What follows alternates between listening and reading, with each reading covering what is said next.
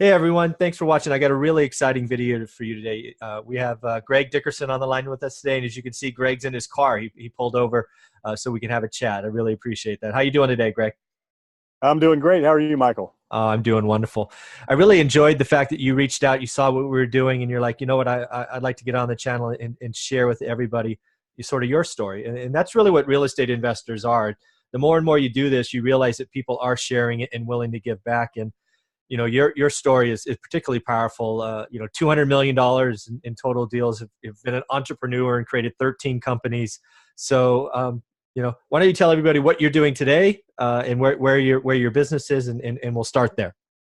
Yeah, sounds good. So right now I build spec houses. I do commercial development, ground up, as well as buying buildings and renovating them, turning them into mixed use or flex space for industrial. And I flip houses, things of that nature. I don't do a whole lot of wholesaling. I do more retail wholesales, retailing or wholetailing, I guess Yep. you call it, things like that. So that's kind of how my business exists. And I do operate regionally. So I'm on the East Coast. I'm in Charlottesville, Virginia, and we just got 10 inches of snow Sunday. So it's a lot. Yeah, schools are closed, been closed last couple of days. And so I do deals down in North Carolina, on the Outer Banks of North Carolina, and in the Raleigh, Charlotte, Durham area, the Piedmont Triangle, they call it, all the way up to the DC area. So I'm about an hour from Washington, DC, hour and a half. I'm about an hour from Richmond, Virginia, which is the capital of Virginia, and then Hampton Roads, Virginia, which is where I'm from. And that's Virginia Beach, Norfolk, Portsmouth, Newport News. Largest naval base in the world is there in Norfolk Naval Base, Wow. military area. So that's kind of where I'm from. And so I do deals all up and down that corridor. So I'm always on the road, out checking on projects, especially today with all the snow, looking Yeah. at some projects that are going on, making sure, everything's good and nothing's going wrong. Mother Nature's hard when it throws 10 inches at you, I would guess. Absolutely. So when I hear you tell your story, a new investor might be intimidated, but when we sort of break back what you're doing, yes, the numbers are impressive and the size is impressive. But what I hear you saying is you're looking at opportunities and finding opportunities to add value, right? That's really what you're doing, whether it's a house or a mixed use building or flex space or any of that. You're finding an asset that you could take your particular knowledge, do something to it, and increase the value. Is that fair? Yeah. So it's value add and opportunistic, which, sounds like the same thing, but they are two different strategies in the commercial real estate world. So value add is finding something that is somewhat stable, maybe, let's say a commercial strip center, Yep. and it's got a couple of vacancies and it's kind of just looking old. So you come in and you get those spaces leased up and you dress the building up, curb appeal, a little bit of paint, minor things, to increase the income on that property, which increases the value of the property. Yeah. So that'd be more of a value add. Opportunistic is more where it's a deeper level, where you might have to rehab an entire building, gut it, completely change the use or the purpose of the building, or develop ground up. So those are the two things that I really focus on, that I've kind of always focused on my entire career. Okay. And yeah, the numbers can sound intimidating to some, to others, it's chump change, but Yeah. I started in the business in 1997 as a builder. So Yep. that's how I started. I started as a little remodeling contractor. It was just me and my truck and my tools, doing everything myself. My first year I did 250,000. 7 years later, I had a $30 million building company. We were one of the largest builders in our area. And I was doing land development, spec houses, commercial, things like that. The other companies that I started along the way were kind of ancillary to what we were doing. So I had a plumbing company, electrical company, hurricane shutter company, Ah, pool spa, landscaping company. A lot of this was down on the Outer Banks of North Carolina, which is a summer resort rental area yeah. off the coast of North Carolina, big beach houses, that kind of thing. So it sounds like a lot, but it was a lifetime. It's been a Sure. lifetime. I'm 51 now. I moved to the Outer Banks in 1997 when I started that building company.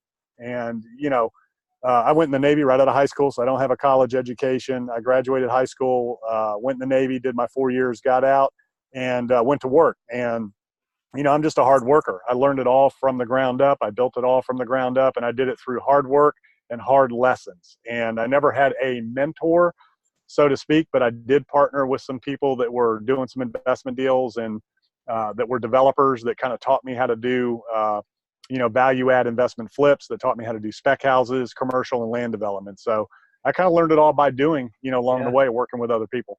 Yeah, I think that's what one of the things I hope people take from this is, you didn't start with some kind of head start, right? Your great grandfather wasn't the owner of the largest tract of land in North Carolina or whatever, right? You went to the Navy, did your 4 years, you came out and just worked, right? I love this. Exactly. I love that. I started with my truck and my toolbox. I think that might be the title of this video. I actually wrote that down. I think that's an awesome title. So I think a lot of the videos to date have been sort of value add focused. So I'm really keen to scratch the opportunistic angle of other kind of deals that you look for. Can you sort of run through? It doesn't have to be exact numbers, but run through a deal that you've done. I don't know, over the last couple of years. Sort of paint the vision of what you saw, right? The before state, kind of what happened during the whatever you want to call it, the ground up or remodel or gutting or whatever, and then how the exit looked like. Sort of walk us through one of your opportunistic deals, if you don't mind. So one that, a lot of your people might understand, a lot of the viewers might understand on the residential side is from a creative, side. Okay. There was a piece of property that hit the MLS. It was a house that had two lots with it, and it was all being sold as one parcel of land, and it had a big price tag on it. Mm-hmm. So I went to the sellers, and I just made an offer, and I don't know. I think maybe it was 400,000. It was the house and two lots. Yeah. And I made them an offer at 250,000, and they came back to me, and my offer was based on, okay, I could buy the property, I could carve out the two lots, sell the house, and zero out my basis, and have the two lots for free, build two spec houses, and sell those. Right. Yep. So it was a long shot. I threw that offer in where it worked for me based on my numbers. Yeah. And the sellers came back and said, okay, we'll do the deal, but we are building a new house, so we need to be able to stay in our house while the new house is being built.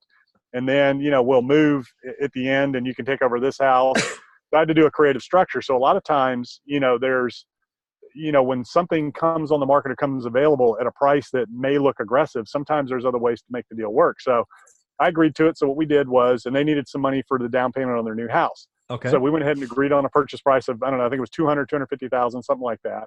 Yeah. We gave them $50,000 to use as their down payment for the new construction house they were building. Got it. And we allowed them to stay in the existing home while that 90-day process was going along. We didn't charge them any rent, but they would not get the rest of their money until they vacated the house. Okay. And so 90 days later, everything was great. They left the house. We escrowed the $50,000, so they didn't even get that either until they moved out. Right. And then they got the rest of their money. And the builder was fine with that being an escrow. Sure. So they went ahead and started the house. Anyways, they moved out. We were able to begin construction on the houses next door while we were waiting for them to move out. So by the time they moved out, the two brand new houses were finished. They were on the market.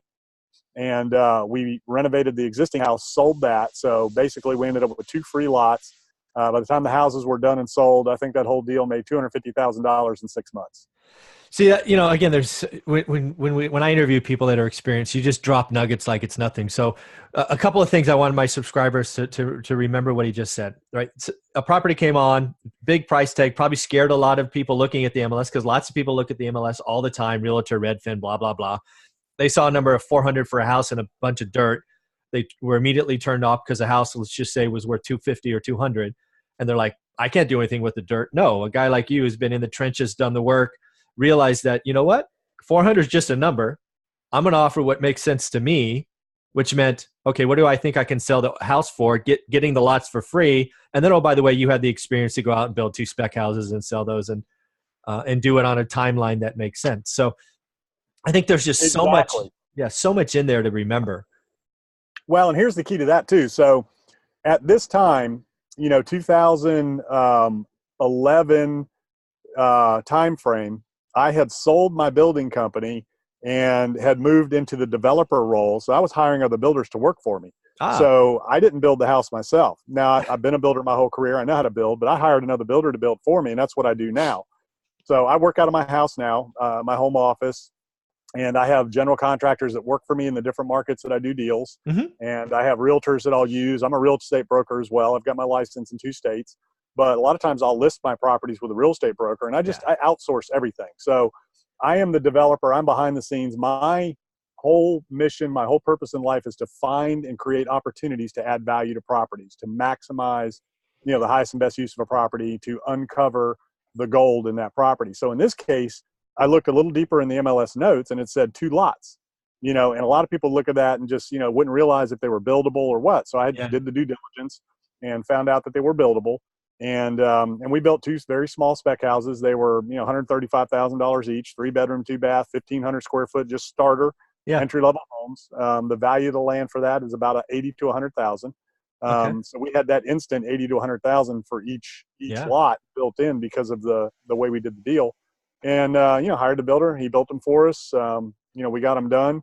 And I think what's really cool is when you say, okay, you made 250 grand on the deal. That sounds great, but what I look at more than anything else is time value of money. So it's not just what's that return on your cash over a year.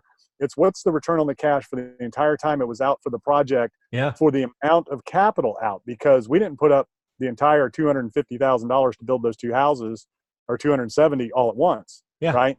We put 50,000 down on the entire project. And then we built the house and brought the capital through draws as we went along. So the first draw on the 2 houses might have been 50 grand. Then it was, another 50 and throughout the draw schedule.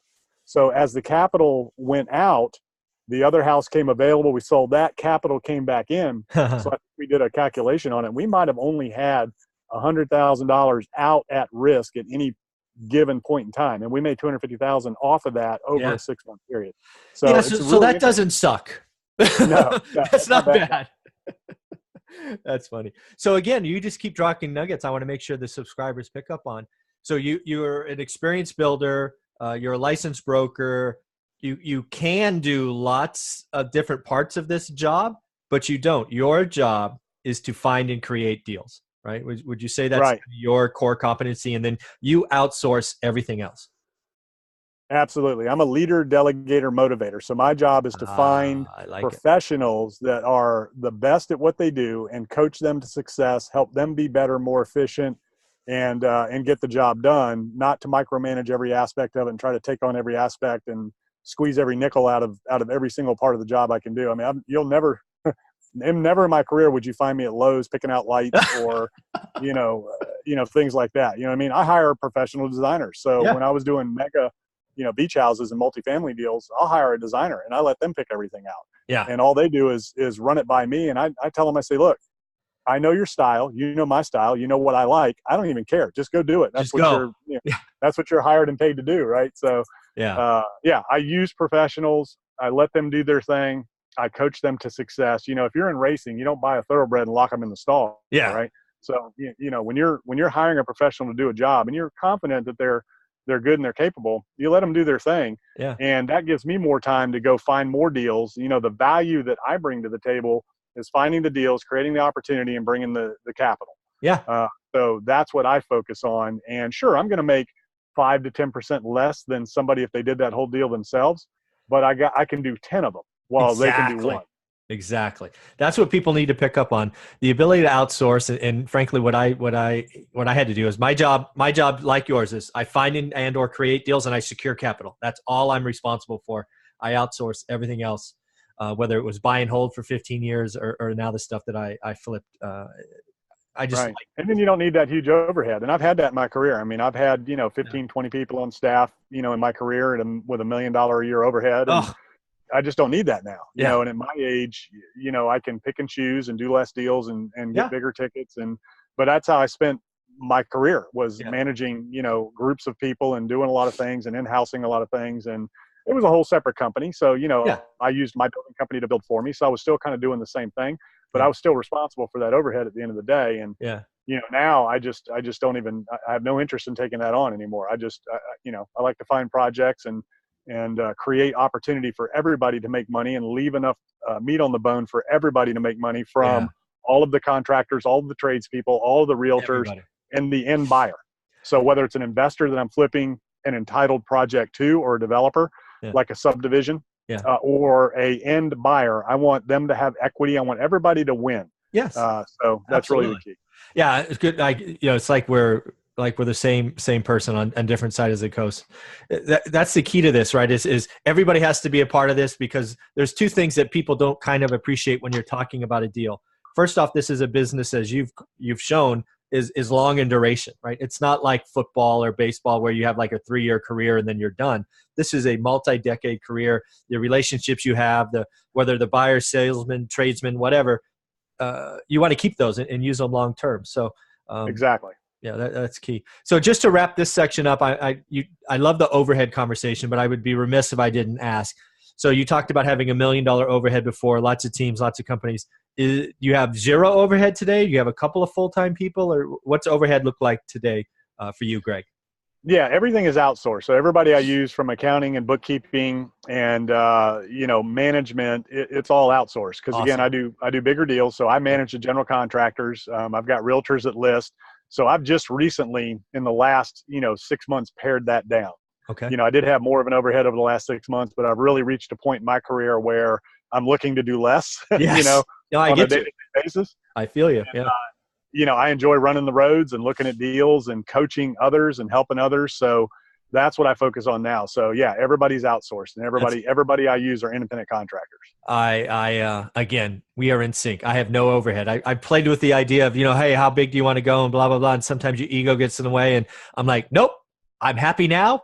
I'm going to do what I'm going to do. And the answer is if I have to add people, I'm not doing it. Exactly. Yeah. There's plenty in this day and age, everybody's independent, Yes. you can find and outsource pretty much everything we do in real estate. So yeah, and there's a couple of schools of thought there. I mean, if you want to grow a company, build a company, that's great, but I've done that. Yeah. Been there, done that.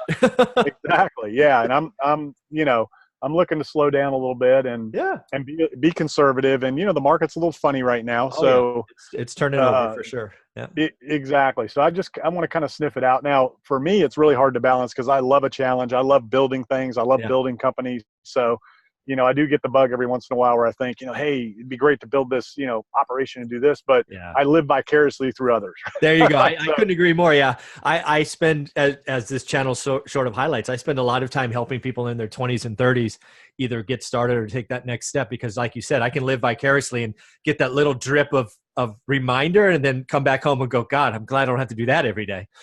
Yeah, I'm the same way. I'll do it helping others and through the people that I'm doing deals with. So, for you and me, our time is better spent finding opportunities, Absolutely. bringing the value out of them and coaching others to build their company doing our projects, so I'd rather do that, all day long. I couldn't agree more. So I'd be remiss if we didn't rewind the clock because clearly very successful. I love everything you're doing.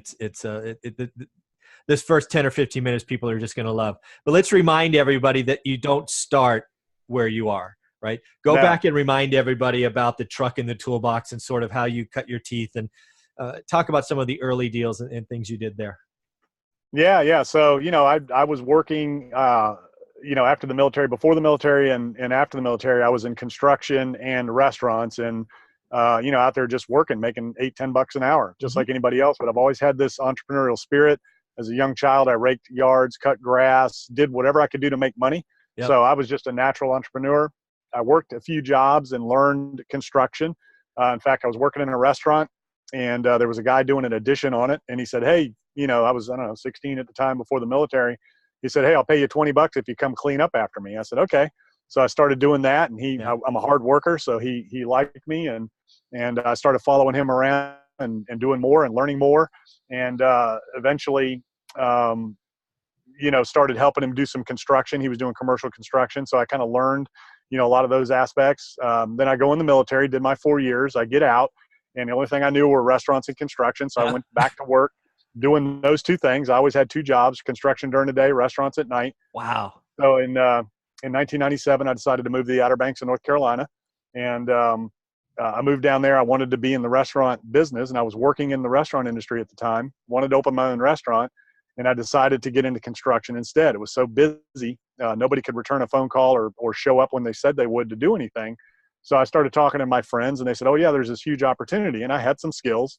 So I quit my job and risked it all. 2 young kids, had no money really to speak of. I had some credit cards, and I had a little bit of equity in my house and used a line of credit on my house to get started. And I went out and I started doing little odd jobs. And I mean, the first job I did was some handyman kind of stuff for a friend of mine that owned a restaurant down there. And then I built a little deck for another guy and started trimming some houses for other builders and just, literally, like I said, I did 250,000 my first year in remodeling. My second year I did 750. So the way that progressed, it was just me doing everything. Yeah. And then when I got busy enough, then I hired somebody to help me in the field. Yeah. And then so I was still doing everything, doing the books, bidding the jobs, Oh, getting the materials, on the job working. wow. And then I hired another guy. So then there was three of us. And then I said, okay, now I'm going to hire somebody to run the jobs, and I'm just going to be out doing the bidding, getting the materials, and overseeing, and not working on the job, in the field. Yeah. And then next thing you know, I get a bookkeeper working for me part time. So now we're at 750 a year, going Yeah. towards $1 million to our third year, and then it came to a point to where I started doing a bunch of guerrilla marketing, which we're in the marketing business, right? So I did a bunch of marketing, started bringing in a bunch of leads. And my bookkeeper went full time, became an office manager. And then my job was 100% all day long on the road. I've had an office and all that, my whole career, but I'm never in it. I've You always never been on the hit, I road. can imagine. There's Yeah. dust on the seat. Literally. So my job then was, and this was back in the days when we had the mobile installs in the truck and pagers, right? So Oh, we didn't yeah. even have smartphones. This is, 2000, 99, 2000. Oh, man, we're So, old. yeah. So my job was to go north to south. So the Outer Banks is very linear, and it's I'd go up north and I'd make sales calls and I'd meet people and I'd give them estimates right there on the spot, handwritten, and Yeah. I'd go from north to south, and that was my job all day, every day, was to meet clients, look at projects, and bring the work in. And at that point, I'd grown to 21 employees. I had 3 superintendents running, 5 or 6 crews out in the field. And that's all I did all day long was sales. The calls would come into the office. She'd page me and dispatch me to wherever I needed to go, and line up my appointments so that, I'd go from north to south, Wow. every day. Woo. So, we were doing that, and everything was great, and we were busy, and we were doing, a couple $1 million a year, and but we weren't making any money. Yeah. And I was like, what the heck is going on? What's going on? Yeah. So, hourly employees, right? So, Yeah. all my labor was in-house. It was hourly employees. I had all these trucks on the road, and I'm paying, health insurance and vacation and just all these things, and tools are disappearing, and materials are disappearing, and people aren't working when they're supposed to. So I finally decided, all right, I'm going to start building houses. And I'd met somebody, a friend of mine, who was a developer out of Northern Virginia, and he started showing me how to build spec houses and talking to me about doing development. He said, look, man, you got to do this. So we started building, little spec houses down on the Outer Banks, and I took all of my guys and turned them into subcontractors. So now they were independent contractors. It was my first step towards outsourcing. Yeah. And I started hiring all subcontractors. As soon as I made that switch from in-house to subcontractors, I started making money. And my whole game changed. So then we went to $7.5 million. Then we did 12 million. And then I think our 7th year in, we hit that $27-30 million range, and I sold everything. 2004, 2005, right at the peak of the market. Oh, good for you. Damn, that's good timing. Oh, yeah. Sold my first building company and a lot of the properties I had and projects. And then I just, stepped into more of the developer role from kind of that point on. Yeah. And then 2009, we all got put out of business. Yeah. And I had to reinvent and start over. So along the way, I started building big beach houses, $1 million plus beach houses. I built 3 of the largest houses ever built down in Nags Head, North Carolina. Wow. And, post 2009, you had to kind of reinvent yourself, right? Mm-hmm. So I was doing spec houses and rental houses and all that. The financing dried up, the opportunities dried up, and nobody was buying those things. Yeah. So I started building the little beach houses, 3-bedroom, 2-bath, 1,500 square foot starter homes. And these things were costing $125,000, $130,000, which is what the kitchens would cost in the bigger houses I was building pre-2009, right? Oh, that's funny. So I switched to that model and started building those, and they were affordable, and there was a market for it. And I was doing 10 to 12 of those a year, totally outsourced, hiring another builder to work for me. I was a realtor, so I'd just list them myself. And, it was easy. We were doing 10, 12 of those a year, 15 of them a year. And, just kind of rolled on through that for a while until the land inventory kind of dried up for a little while. And, now, I don't know, I've got about 3 of them going right now. And so I've continued to do those over the years and totally outsourced, got somebody else building them for me. And so, that's just one of the little things that I do. And that's kind of how my career progressed. So it sounds easy. It sounds overnight, but man, I was working, 60, 80 hours a week, a lot of time, a lot of energy, a lot of effort, thinking the way to do it is to have it all in-house, control everything. Yeah. I was trying to buy lumber wholesale and just all these different things as I went along, right? And just, I really learned it all the hard way. And at the end of the day, found out, if I would have done business back then the way I do now, man, we'd be talking about over $1 billion, not 200 million. Yeah, yeah. That's again, there's so many things in that story, right? You don't have to do it all yourself. You don't have to, for me, right, I'll put it in my words. You don't have to have your ego drive, building a bigger company and being this big thing, right? At least for me, my ego sometimes makes me make stupid decisions. And Yeah, that experience that you went through and you shared, I hope people are picking up on, right? It's know what you're good at. You don't have to do this. You can outsource, make people 1099, make sure there's enough for everybody to eat, and you just bought time to do more, right? That's kind of the exactly. lesson learned. And live life on your own terms. Hey, So yeah, good point. everybody else has to deal with, Yeah, especially now with cost increases and, labor shortages. It's very difficult, time and development and construction right now. It's very difficult. good And I've point. been to a couple of little real estate seminars and masterminds lately, and which I do some speaking engagements here and there and talking to other investors, and everybody's having a hard time with contractors, Yeah, and they're just spread so thin. So let that be somebody else's problem. And then if you want to do bigger deals, it's so much easier because you don't have to learn it on your own. yeah, You find a contractor and developers and partners that are already doing big deals, and you learn through them, with them, doing deals with them, versus trying to go out there and just do it all on your own and spend all yeah. that time, energy, and effort. And at the end of the day, potential losses financially, Oh, yeah. significant losses, bigger deals. Oh, And absolutely. I know there's a mentality out there of syndication and things like that where people say, oh, just go tie up a property and then go raise money and syndicate the deal and everything's going to be great. And I mean, there's a lot more to it than that. It's not that Yeah, simple. If it was, a lot more people would be doing it. So the yeah, best thing to do is find somebody that's already doing the kind of deals, the kind of business you want to do, and go partner with them, and bring something to the table, yeah. whether it's the legwork or the capital or, whatever it is you can bring to the table. And man, you'll just fastball your way through it. I couldn't agree more. I mean, one of the things you sort of hit on there that I'm a big believer in is when markets roll over, the gurus come out of the network. So now the gurus are talking about syndication or value add apartment buildings. There's a whole bunch of talk about wholesaling, virtual wholesaling now, which I think is a crime. All of these different areas.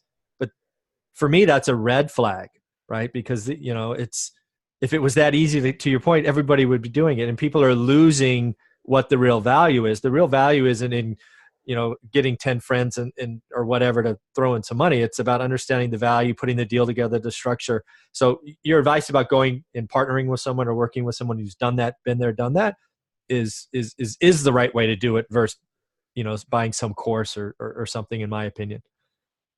Yeah. And that's one of the ways I built my construction company so fast. When I decided to build new construction houses, I'd never built one, right? I'd Yeah, never built a house from the ground up. So I went and hired experienced people in my local market that were working for some of the biggest companies already, yeah. building some of the biggest houses. I had no idea how to build $1 million beach house. So I went to my largest competitor and I hired his best people There you and go. brought them to work for me. So we had an instant company, just add capital, right? Right. And customers. And what I knew how to do was market, and I knew how to generate leads. So I took the professionals that already knew what they were doing, and I coached them to success. But more importantly, I allowed them the opportunity to do their job. Yeah. So when you have somebody, whether it's an employee or a contractor, if you're paying a professional, to do their job, I mean, the last thing you're going to want to do is come in, number one, and do it for them or tell them how to do it. Oh, You should amen. be hiring people much smarter and much better than you, and partnering with people much smarter and much better. I mean, if you walk in a room of your employees or your partners and you're the smartest guy in the room, you're in the wrong room. Oh, you know? amen to that. Amen to that. So that's been great. So, I know you're busy and on the road. Why don't we skip forward and you have any vision of what you see yourself doing in 3 to 5 years? Are you just going to kind of stay status quo? You're going to go live in the Caribbeans for a year? What do the next 3 to 5 years hold for Greg? Well, I'm going to continue to do, larger deals. I like the value add stuff. I like the development opportunities. I'm very cautious with the retail office landscape right now. Multifamily is tricky, but with interest rates rising, there's going to be some opportunities. But I like to do fewer, bigger deals. My whole business philosophy is to make the most amount of money in the least amount of time, energy, and effort possible. And with the Wow. way I'm Say structured that again. now, That's awesome. One more time. That's got to be repeated. Your philosophy is?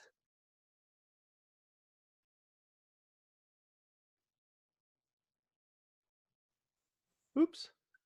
did you get I did not get it. One more time.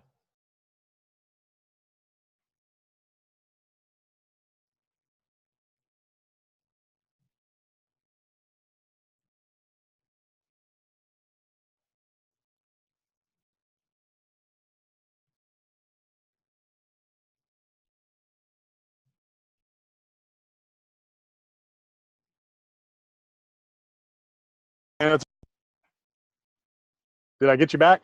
Yep, there you are. Yeah, we had a little dead spell there for a second. That's okay. I'll tell people in the notes. I'm not stopping this. This has been too much fun. So if you don't mind, I won't interrupt again. Tell me about your business philosophy again. I think it's awesome. Yeah, to make the most amount of money in the least amount of time with the least amount of energy and effort possible. Love that. So where are you Yep. taking this thing? And the way we're structured, we can work, until we're 90, right? Yeah. Because, we're not out there beating the streets and getting it done. I mean, we're leveraging the assets and talents of others. That's where the greatest rewards are, is when you find champions, coach them to success, leverage the assets of others, and build off of that. Yeah, totally agree.